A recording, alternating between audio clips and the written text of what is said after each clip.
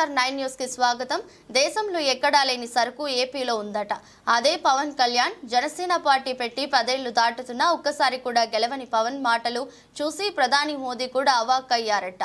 ఒకసారి మోదీ దేవుడు అంటాడు, మరొకసారి రాక్షసుడు అంటాడు, ఒకసారి కావాలంటాడు, ఇంకోసారి అసలే వద్దంటాడు.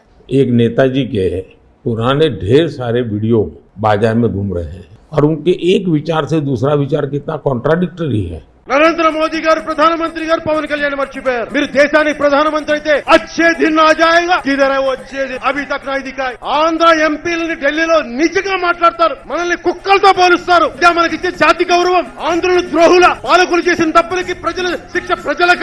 ఏం మాట్లాడతాం, ఎవరు మాట్లాడతాం? ఒక్కసారి మన కోసం వచ్చిన మోదీ గారికి, మన కష్టాలకు భుజం కాయడానికి వచ్చిన మోదీ గారికి, 5 కోట్ల మంది ప్రజల కోసం నేను ఉన్నానని చెప్పి వచ్చిన మోదీ గారికి ఒక్కసారి బలంగా కరతాళ ధ్వనులతో ఘన స్వాగతం పలుకుదాం. భారతీయ జనతా పార్టీ నాయకులు, కాంగ్రెస్ పార్టీ నాయకులు ఇద్దరు ఏకమై మమేకమై అడ్డగోలుగా రాష్ట్రాన్ని విభజించి తెలుగుదేశం ఎంపీలని చిత్తగొడతా ఉంటే ఈ రోజు వెళ్లి వాళ్ళు కాళ్ళు పట్టుకొని తిరుగుతా ఉన్నారు చంద్రబాబు నాయుడు గారు.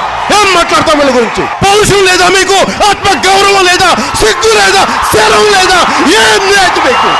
దేశ ప్రజల ఆశీస్సులతో ముచ్చటగా 3వ ప్రధానమంత్రి అవ్వబోతూ హ్యాట్రిక్ కొట్టబోతున్న శ్రీ మోదీ గారికి ఆంధ్ర రాజ్య ప్రజల తరపు నుంచి ఎన్డీఏ కూటమిలో భాగస్వామ్యమైన 3 పార్టీలు భారతీయ జనతా పార్టీ, తెలుగుదేశం, జనసేన తరపు నుంచి శ్రీ నరేంద్ర మోదీ గారికి ఘన స్వాగతం పలుకుతూ హృదయపూర్వక నమస్కారాలు తెలియజేస్తున్నాను. టీడీపీతో చదగడానికి నాకేం పిచ్చేంటి? సైకిల్ చైన్ తెగిపోయి చాలా సంవత్సరాలు అయిపోయింది వాళ్ళకి. ఇప్పుడు సైకిల్ చైన్ లేకుండా సైకిల్ ఎక్కడికి వెళ్తే అక్కడే దొక్కుతుంది, అక్కడే ఉన్నారు. వాళ్ళకి తిరిగిన ఫీలింగ్ ఏదో కష్టపడుతున్న ఫీలింగ్ అంటే స్టాండ్ వేసుకుని తొక్కుకోమరండి సైకిల్ చైన్ లేని సైకిల్. ఆ ఉన్న సైకిల్ చైన్ మనం ఎప్పుడు తెంపేసాం? 2018లో వాళ్ళ అవినీతిని చూసి తెంపేసి పక్కన పెట్టాం. జనసేన, తెలుగుదేశం కలిపి పోటీ చేయబోతున్నాయి ఎన్నికల్లో. ఖచ్చితంగా పోటీ చేయబోతున్నాయి. ఇది కష్టంగా ఉండొచ్చు. అలాగే ఖచ్చితంగా భారతీయ జనతా పార్టీ దీనికి కలిసి వస్తుందని నేను సంపూర్ణంగా విశ్వసిస్తున్నాను, నమ్ముతున్నాను.